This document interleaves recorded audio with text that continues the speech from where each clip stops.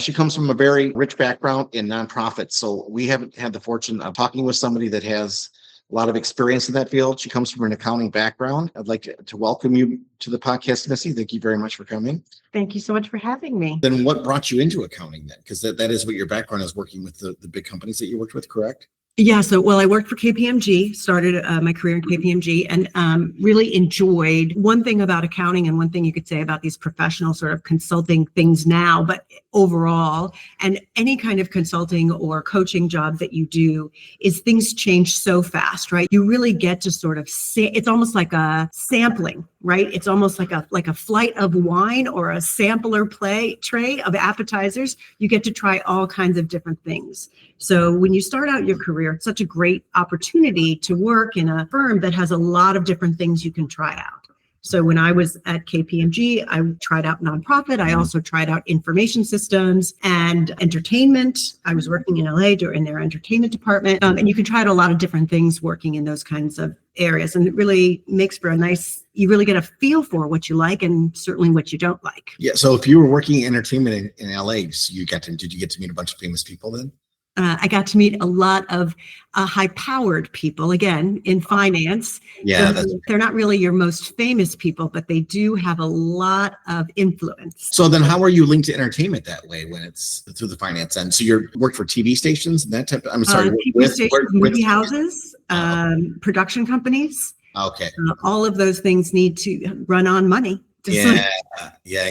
So you're doing the behind the scenes. So you worked for KPMG. Do you still do work with them? Well, I worked for them for maybe about 3 or 4 years.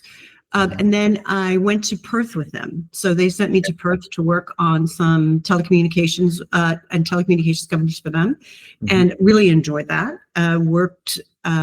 It was so nice to just kind of have the experience to sort of travel and do a lot of work. I specialized with them on something called management letters. So before there were even consulting branches of accounting firms, they used to do these things called management letters, which would sort of be best practice letters that accounting firms, because they were visiting so many different firms in the same region of practice, like retail or manufacturing or something, your accountants could give you a good idea of what other companies were doing that would be a best practice for you to maybe adopt. Maybe it's a operations research in refrigeration, how to distribute your refrigeration trucks or something like that. So we would write these management letters about best practices. And that is what I loved to do. Basically, if you think about consulting now, one of the things that makes your best consultants are people who have a lot of expertise and experience, deep knowledge about the areas that they're talking to you about. So they can give you what is best practice in those areas. They can help you understand, not just what's cutting edge, but what has really worked over time and things that you can really dig into. I've seen that you've lived in South Africa, Japan, Liechtenstein. Is that all through KPMG or was that through something else? No. That's all. I mean, I've had a 30-year career since. Yeah. So what brought you to all those places? So, again, mostly my nonprofit work. I've done some consulting work where I've sort of blended nonprofit, and I'm back there now where I'm sort of blending nonprofit and for-profit work in particular areas. But generally, what I've done is I've really been focused on nonprofits in particular and helping them understand their value proposition. Okay. So what we have in America and now worldwide is this idea of NGOs having their understanding as doing a service, a public good. And the idea of this public good has made them think that they have to somehow be supported by the public giving them money. And that's really eroded their sense of self-value, because they feel like they have to go out and ask people for money, which is sort of a backwards proposition, really. Because they're doing public good, they shouldn't have to go and ask for money. That should be something that we all support automatically, right? If we were living our best lives, we would consider our service to the public good, each and every one of us, as our highest best purpose, right? How we serve our community is the things we look forward to every day, whether it's whatever kind of community we consider our community to be, whether it's our choir or whether it's our religious affiliation or whether it's our school community, serving that community should be the thing we look forward to the most, right? So what's happened to the charities over time, and a lot of it has to do with the way that we can talk about revenue and the way we talk about the value of the dollar. And I think this has happened a lot since 1970. We'll get back to that in a second. Yeah. Is we've prioritized this idea of making money over this idea of finding purpose. So these charities have come to this idea that they have to ask for money in this very almost humiliating way. They have to ask for money as if a burden to the person they're asking the money from. So what I've dedicated the last 30 years of my life to is explaining to nonprofits that they are fulfilling a value proposition, that they have a value to the community, and that they have to reconnect with their value to the people in the organizations that support them. And one of the ways that they do that is to establish earned income opportunities, right? So in addition to just the charities that they have, they establish themselves as opportunities for investment, opportunities for organizations and people to create purpose in their lives, opportunities for them to create actually investment opportunities that actually make money. So we create a new paradigm for the nonprofit that is more in line with what people want to define value as in today's economy. So you're asking these people to invest, or they're asking people to invest and get a return on their money. Is there a return on their money coming from other people investing? Like, how is it generating money to be able to provide the return? It really depends. So most recently, so earned income for a nonprofit can come from a variety of different methods. So one way is a nonprofit might own a building, for example. So a nonprofit might take an endowment fund and own a building and rent it back to a for-profit organization. And then that nonprofit might earn income from the rent of that property. Sure. And then so that would be income that they are earning to support their nonprofit public service. But whatever the for-profit organization doing, maybe it's a restaurant, maybe it's a school or whatever like that, they're helping the community do those things, right? So a service to the community. At the same time, the nonprofit is supporting itself in ways that is not just, asking for money from the community. So it's a mutual beneficial operation, right? Yeah. So you're investing, you're supporting the nonprofit, but you're investing in your community at the same time. Yeah, that's smart. So then did you find yourself teaching the nonprofits to go down these paths? That's to find the endowments, to then buy a building if they're renting, or do you go down? Even more than that, explaining to them the value proposition that they have, right? I mean, explaining to them what value propositions are available to them, getting them out of this idea, right? So the way we define nonprofits for tax purposes, right, even in the tax code, is that they have to be a third supported by public support. They have to have either foundation or public support. That's a requirement by our tax code that people could receive tax breaks for their donations. So in order to keep that, they still have to receive 33% of their money from donors. So they can't get all of their money from earned income.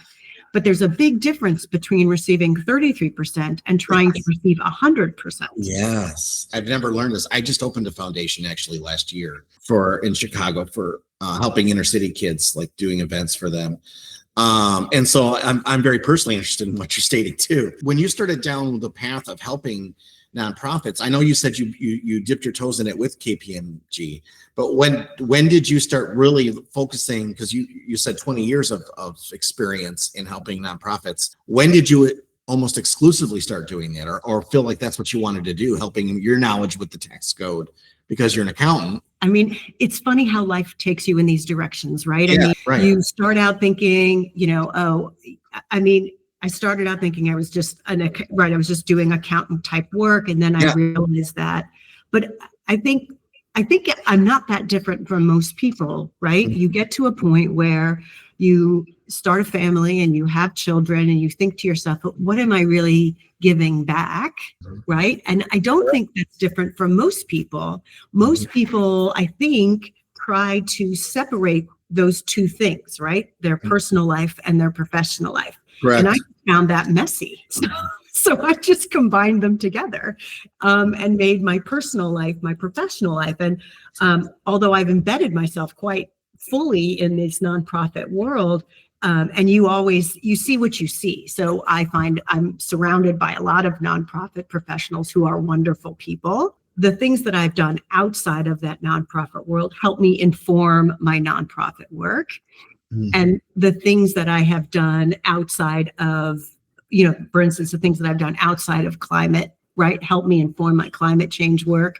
So we all bring the best of ourselves into the things that are important to us. And I think that's really an important piece. Remembering, I think somebody once said that you should only be yourself because everybody else is taken.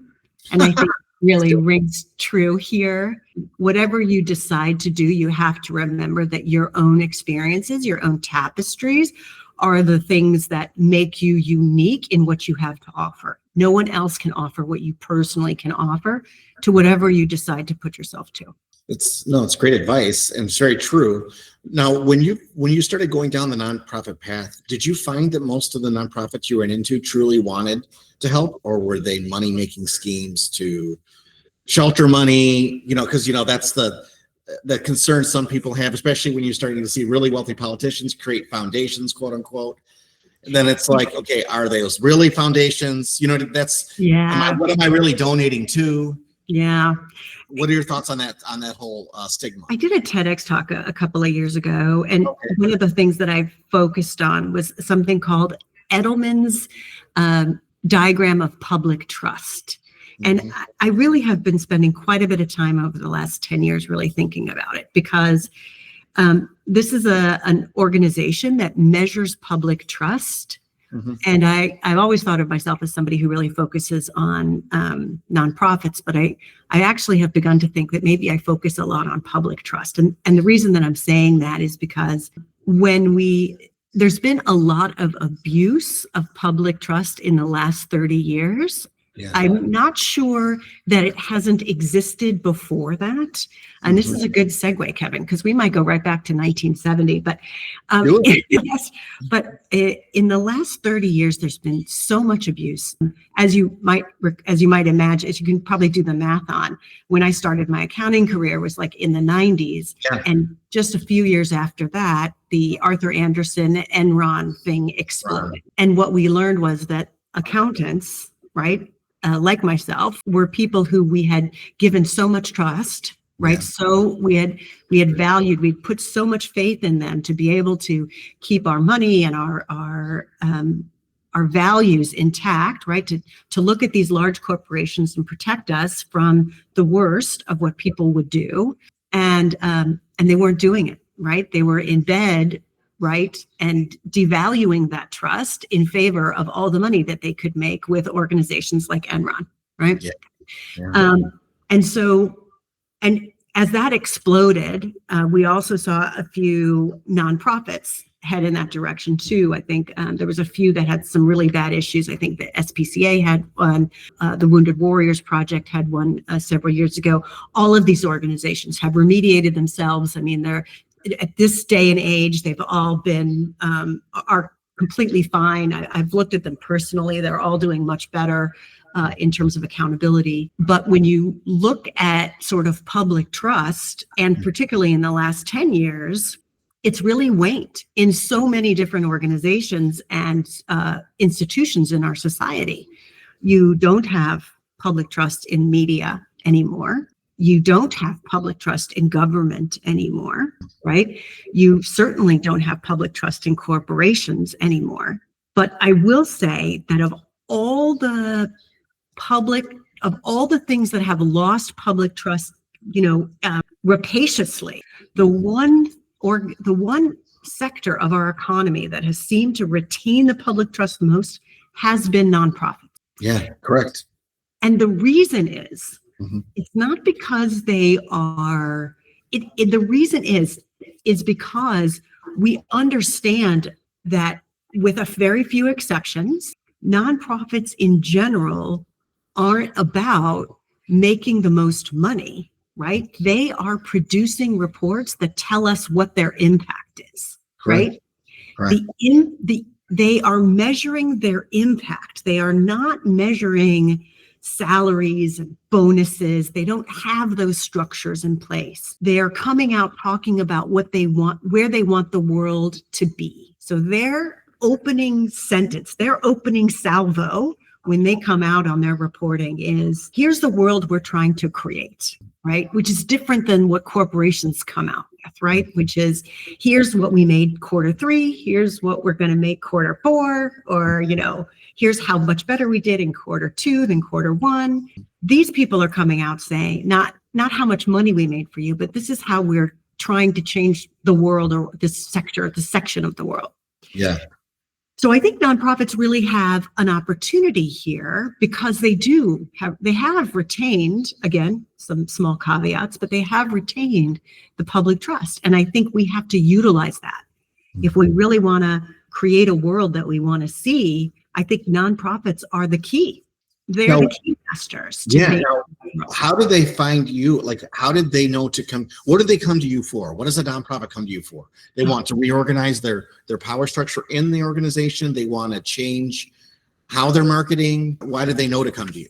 Oh, well, nonprofits come to me for a whole bunch of reasons, but a lot of them come to me when things happen like the OBBA, right? So the charitable contributions are changing for the 2026 year. Yeah. So they have to restructure how they are looking at money overall. And what they need is somebody who understands donors and who understands money.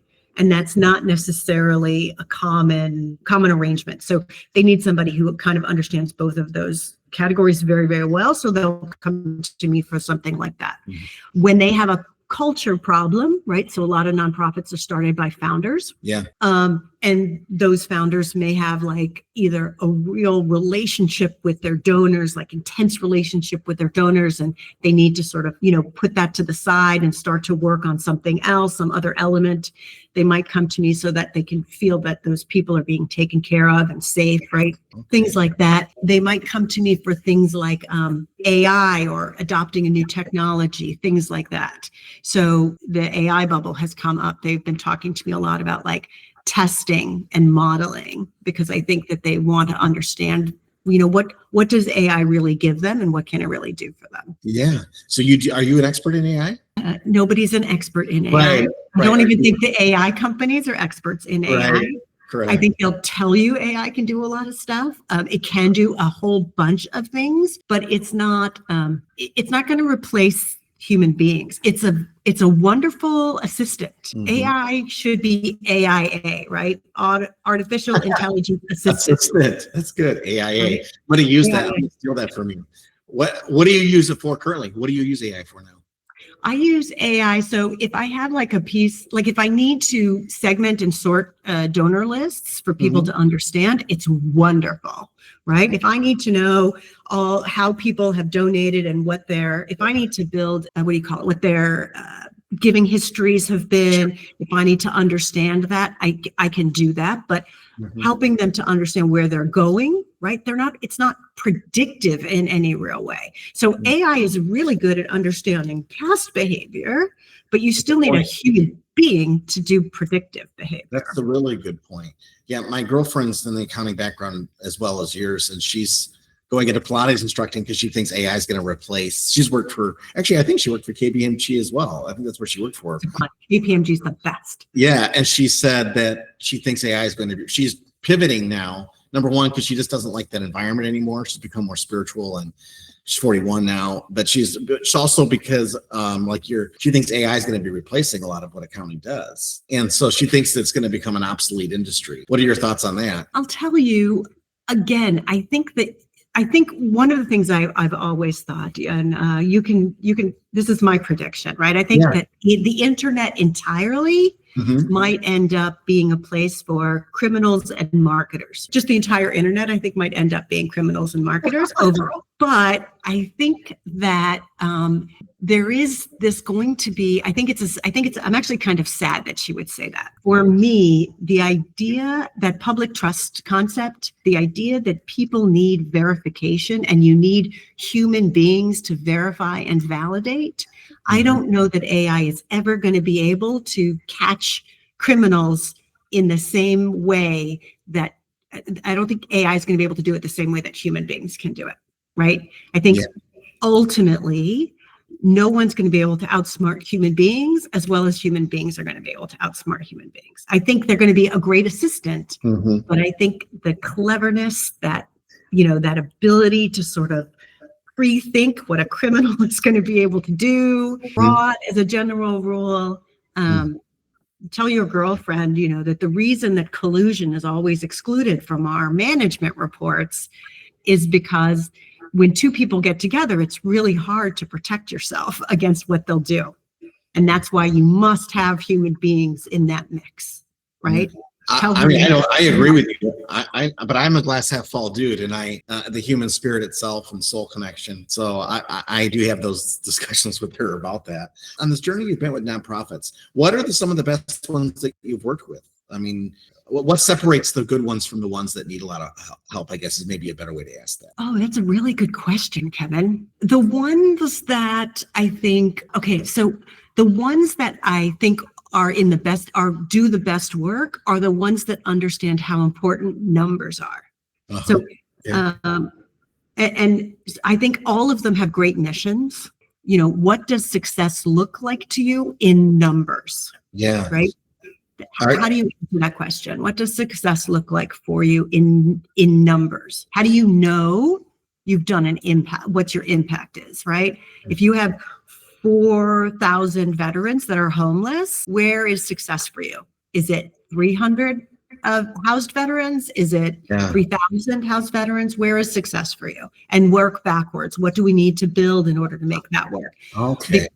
Because if you don't understand those numbers, right? If you're just out talking to veterans, you're not moving the needle. Yeah, that's a really good point. Do they come to you to also help fundraise to go find the donors? Or do you part of what you do, or is it? Again, what I want to steer clear. I mean, I know a lot of donors and a lot of foundations. Right. I try not to mix and match that work. Okay. But I do try to network them. So I try to make sure that they understand who's available and who's in their networks. I mean, as I said earlier, most people who don't have a purpose are feeling, there's an emptiness that goes along with that lack of purpose. Even you were talking about your girlfriend and your own nonprofit. People need this kind of belonging, right? This kind of sense of purpose, right? It's a pretty empty existence without it. So you can connect to people of all stripes who have income, who have money, who have an interest in joining you. I teach people how to ask people to serve on their boards, to serve in advisory councils, to create those relationships that bring in fundraising and new opportunities, and to create asking opportunities. But I try not to sort of like mix and match donors with people. Occasionally, I may know somebody who's interested in something and have a nonprofit that I want to introduce them to, right? Or I might introduce a marketer I know to a nonprofit who needs a market. So needs marketing. Yeah.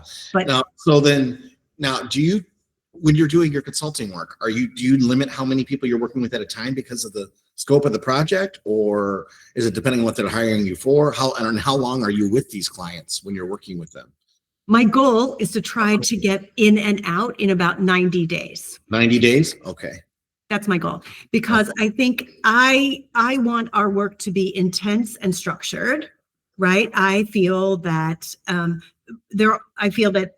in 90 days, we should be able to understand and be able to achieve what I need to achieve, which is to restructure them for success, right? And I want them to pay attention to what I'm saying. I don't want to be there forever. I want them to make the changes that they need to make and move forward.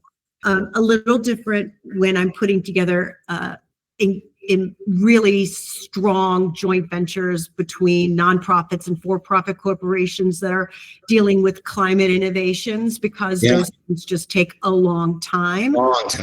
But the structure, but I'm not in there every day where, but the impact of those things are 2,000% ROI. So that's a very different model. And I'm consulting, we're not building it every day. But No. to reconstruct a nonprofit, that's a little different. We're building that every day. Yeah. And are you typically working with what? $5 to $100 million sized nonprofits? You know what? Yeah, somewhere between, about probably 5 to 100 million, I'd say is probably our sweet spot. Yeah. I mean, we're working with a couple in India right now. I've got a couple in the UK. Oh, that's where I live. I heard you several times. I just hadn't had a chance to slip it in there. Oh, okay. Did I already say that? I'm sorry. I'm so proud of it. That's okay. No worries. That's so You lived in funny. Lakeview. By the way, so let's go into the global war, or let's go into the climate that you're so concerned about, which I'm concerned too. I think it's great because we haven't had anyone talk about this. So anyone that wants to is going to bring them to that part of it. You know how YouTube works. So on the global effect that you're trying, are you working with a specific nonprofit that's trying to? So what I found, so here's what happened. I'm just going to lay it out for you. So basically, as a CPA, you have to do these continuing education classes, right? You think these corporations make billions of dollars and you don't have a purpose? He goes, no. I said, well, you know who does have purpose? I said, I got 10 million nonprofits in the world. Each and every one of them has purpose. Yeah. So why don't we build some joint ventures? Yeah. And he goes, oh yeah, that'll never work. And I said, and then he gave me a B in the class. Wow. And I said, okay, and B is passing. So I got my credentials. But you're not a B student. Yeah. I'm not a B student. How'd you know? So I said, okay, you didn't understand what I was going for. So I wrote out this business plan and I said, look, not only if we're going to do climate change right, and one of the things that we need to do is bring purpose into these corporations. Why don't we bring purpose in these organizations by joint venturing them with nonprofits, having the nonprofit help jumpstart the sustainability efforts, because by combining these organizations, we can create better, more sustainable organizations, because the nonprofits already have all of these great environmental and social and governance better practices. We can create a venture that is far better in terms of ESG and sustainability reporting. So we can combine the organization for reporting, plus we can jumpstart innovation on more mitigation and more adaptation, and bring in all kinds of new funding and impact investing. And my professor looks at me and goes, interesting approach. And I said, yeah, you think so? Yeah. So I'm working on getting this sort of idea off the ground. Good for you. And we're doing 2 pilots in 2 different parts of the world to sort of see if it'll work. The truth is these as-built corporations, these corporations, I mean, I understand, I get it, right? It is so hard. They have these shareholders, and these shareholders say, no, we just need more money between this quarter than we did last quarter. More market share, more money. And that's what they think these corporations and their investors want. Yeah. I get it. But if I can make those things happen in addition to a better climate, both. Yes, there's no reason why we can't do both. We can bring in free money, we can bring in more money, we can bring in better climate reports. Let's do this together. Let's partner you up with organizations that really know how to do these things and do them right. It's so smart. And you already know so many of those organizations, though, or know people that do. So then you can go to that's just, and when did you start doing this? You said you got two pet projects. What? 2 pet projects, 2 pilot projects. I'm sorry. So we started working on it, I'd say September of last year. Okay. Are you looking for more nonprofit than profit right now? Is that what you're looking for clients? You really don't want to work for for-profit corporations to do their accounting? I don't want to, I'm not necessarily looking to do accounting work at all. I really do want to do these, climate projects, right? So if somebody's interested, if somebody says, you know what, we want free money and we would like to do climate projects. I want those. Yeah, exactly. Yeah, because you're going to bring them the grants because they're making their operations more environmentally sound. So they're going to That's- bring, you're going to bring them. sustainable. The word we use these days is I'm sorry, sustainable. is sustainable. Now, what's your thought process on, okay, our sea level's going to be up, New York will be drowned in 30 years. What's your approach on all this? My approach is we don't have anything we do now, it doesn't matter how stupid, any attempt we try now is better than an attempt we try next year or the year after that. Sure. Okay, Sure. so here's what it doesn't matter whether you think you're going to have a better idea next year. The most important thing is that you try now, right? And there's no argument. There's no one who would tell you otherwise who's done any research, because there's just no time to waste to try new things. One thing I can tell you though, is I've actually been having some conversations with insurance companies, because I'm an accountant, and what do accountants love more than de-risking investment activity? Yeah. Nothing. That's what we love in life, is de-risking investment activity. That is all they do. They love that. Yes, and I am a Gemini, by the way, which is why I have both sides, right? So I've been talking to insurance companies, and insurance companies are actually well ready. They are excited about opportunities and business cases, and some of the big ones are well excited about these business cases that allow them to invest in opportunities that create sustainability projects, because they do de-risk the future, right? Yeah. When they're doing things like pulling out of California because of wildfires, or pulling out of the UK or Texas because of flooding, right? They are more than happy to invest in corporation and these joint venture opportunities that mitigate some of those effects. Yeah, because they want to insure someone. That's their insurance business. So yeah, they're pulling out of areas to go into other areas. So you're contacting with insurance companies now too for do the same thing? Well, to add more benefit to the fire, right? So when we go in to talk to these corporations about why they should work on these projects with us, we're saying this is not just a free money opportunity. It's actually, we can lower your insurance costs as well. Yeah, exactly. Because you're doing this. That's so smart. That's a really, really smart approach. How are you finding those clients? Who do you talk to find those clients? What I'll say about that is that I'll find them anywhere. So anyone who's interested, happy to talk to.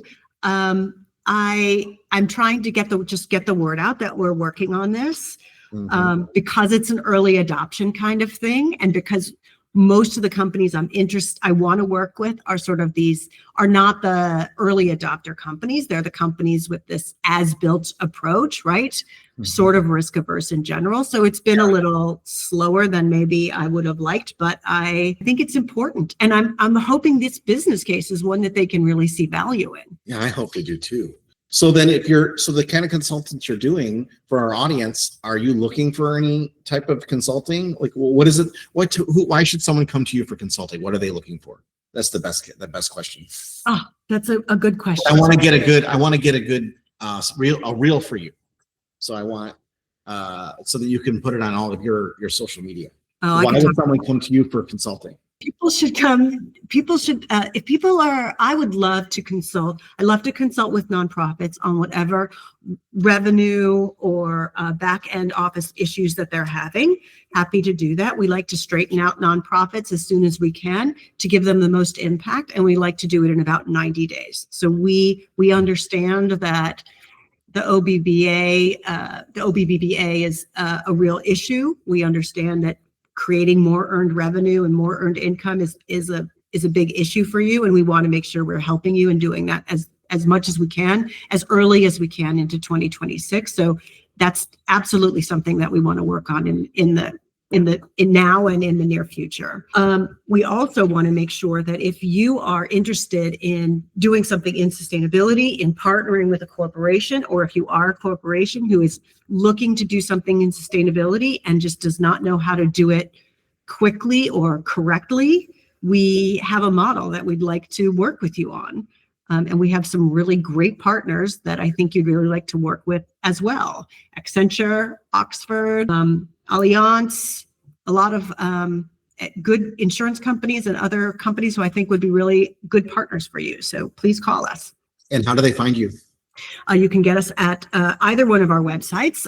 Consulting, you could reach us at www.mastel.com, or you can reach us at our climate website, which is www.impactnonprofits.co. Great. Missy, you're wonderful. We have not had a guest like you to talk about the insights that you've talked about. I'm going to watch the podcast again because of how much I've learned. And I want to thank you for all of your time today with us. Kevin, I have really enjoyed this conversation. It means so much to me that there are people like you who believe in making the world a better place and putting things out there that are meaningful, and just getting out to people how important it is that they continue to believe and prosper in a world that, we all have an opportunity to make it as best as we can. I agree with you. Thank you so much for your time, Missy. You bet. Take care. Yeah, you too.